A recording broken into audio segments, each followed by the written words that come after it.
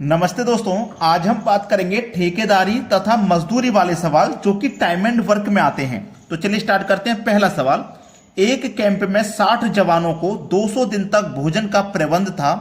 80 दिन बाद 20 जवान और आ गए। अब भोजन कितने दिन तक चलेगा? देखो, एक तरफ लिखिए व्यक्ति लिखिए, ठीक है। ये जो जवान है ये व्यक्ति ही तो है। एक तरफ व्यक्ति लिखिए, एक तरफ दिन लिखिए।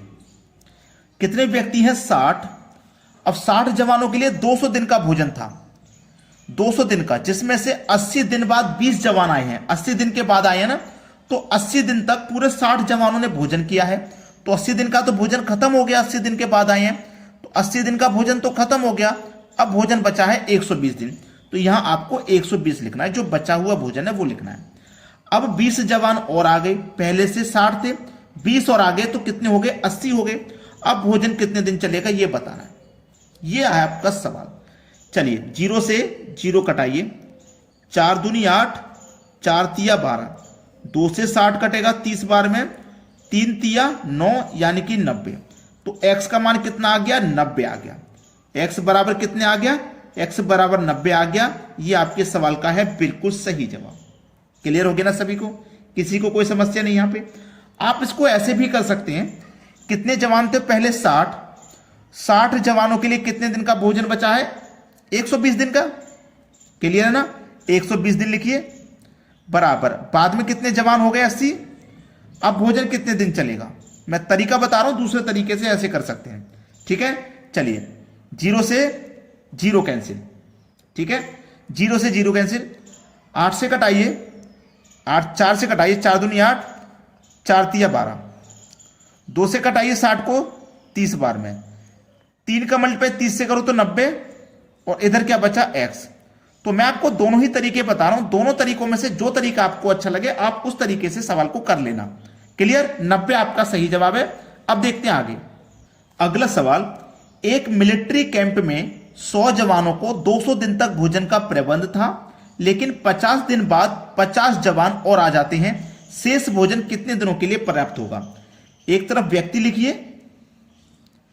एक तरफ लिखिए दिन। व्यक्ति कितनी है? 100। खाना कितने दिन का था? 200 दिन का था। 200 में से 50 दिन के बाद 50 सैनिक आए हैं। 50 दिन तो भोजन कर चुके ना पूरे 100 जवान, ठीक है। 50 दिन भोजन कर चुके, तो जो भोजन बचा है ना वो 150 दिन का बचा है, ठीक है। 150 दिन का। अब 50 जवान आ गए तो कितने हो गए जवान? 150। अब भोजन कितने दिन चलेगा ये बताना है। 150 से 150 कटा, x का मान 100, मतलब अब जो बचा भोजन है ना वो आपका 100 दिन चलेगा, ठीक है। जो मैंने दूसरा तरीका बताया था पिछले क्वेश्चन में वो भी बता देता हूं। कितने व्यक्ति हमारे? 100, ठीक है।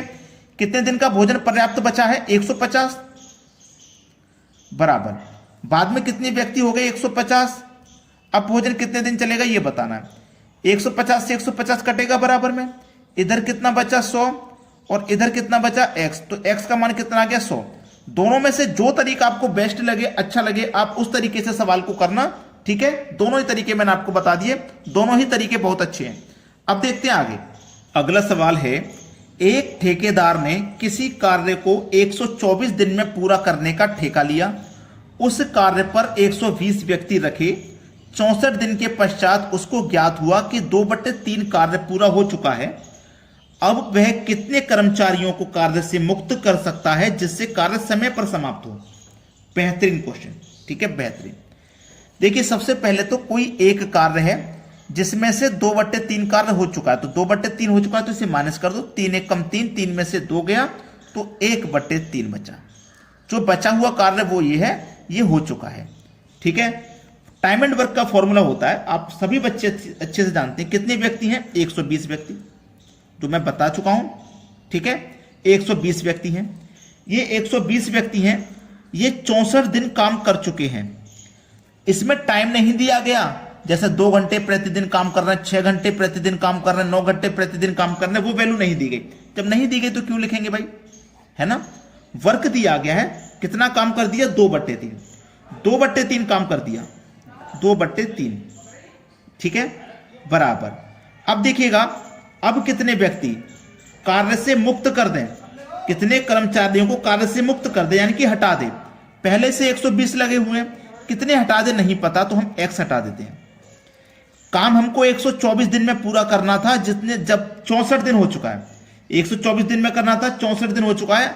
अब बचा हुआ कार्य हमको 60 दिन में करना है, और बचा कार्य है कितना, 1/3।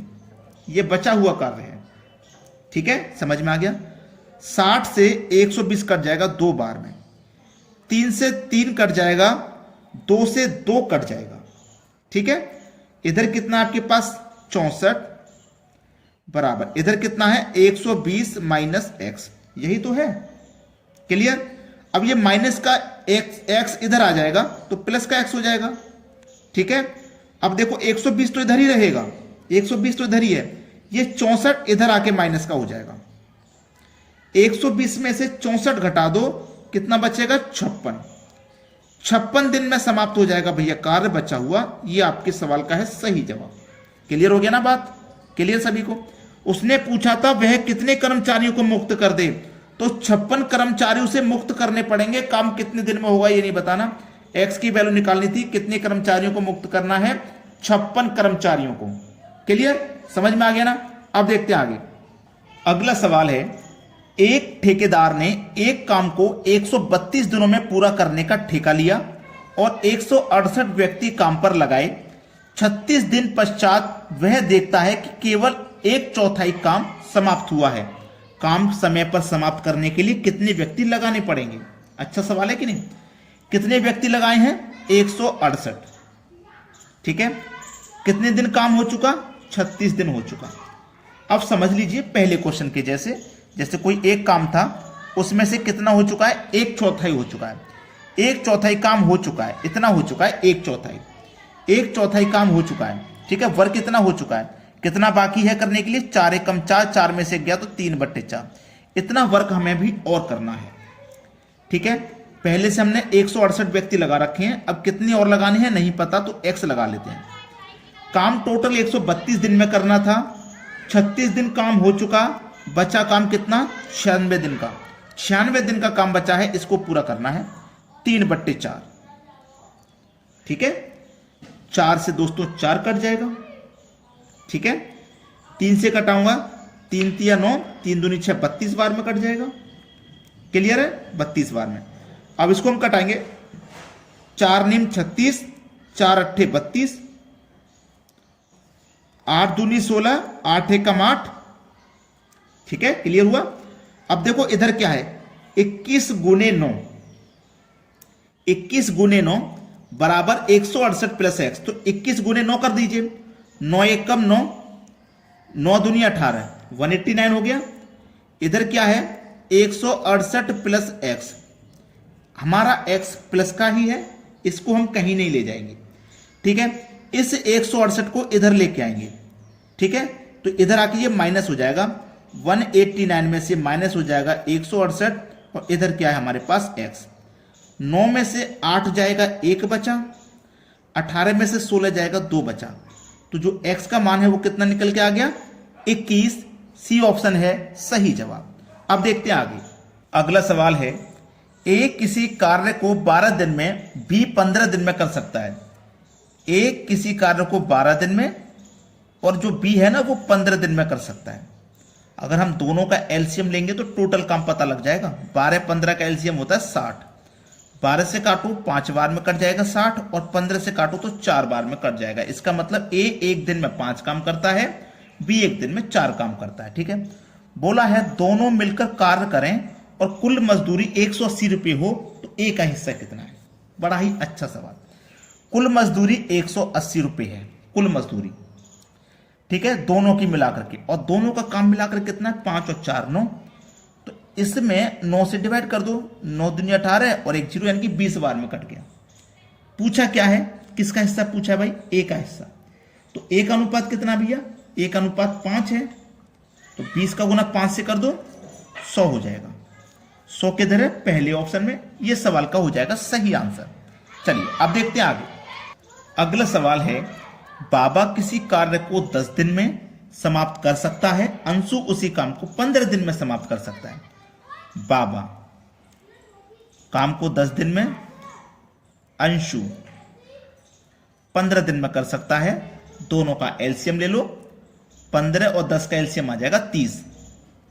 10 से काटो 3 बार में, 15 से काटो 2 बार में। ठीक है। यदि पूरा कार्य करने के लिए 50 रुपये मजदूरी मिलती है, 50 रुपया, तो दोनों को यहां जोड़ दो, 3 और 2 5, 50 काट दो 5 से, 10 बार में कटेगा। किसका पूछा है भाई हिस्सा? बाबा को कितना मिलेगा? बाबा का अनुपात 3 है, 10 का गुना 3 से कर दो, 30 रुपया मिलेगा बाबा को। सी ऑप्शन हो गया सही जवाब। भाई बिना लाइक किए मत जाना और शेयर कर देना अपने सभी दोस्तों में जितने भी बच्चे एग्जाम की तैयारी कर रहे हैं। ठीक है। कमेंट में बताना आपको हमारे वीडियोस कैसे लगते हैं। ठीक है दोस्तों, धन्यवाद।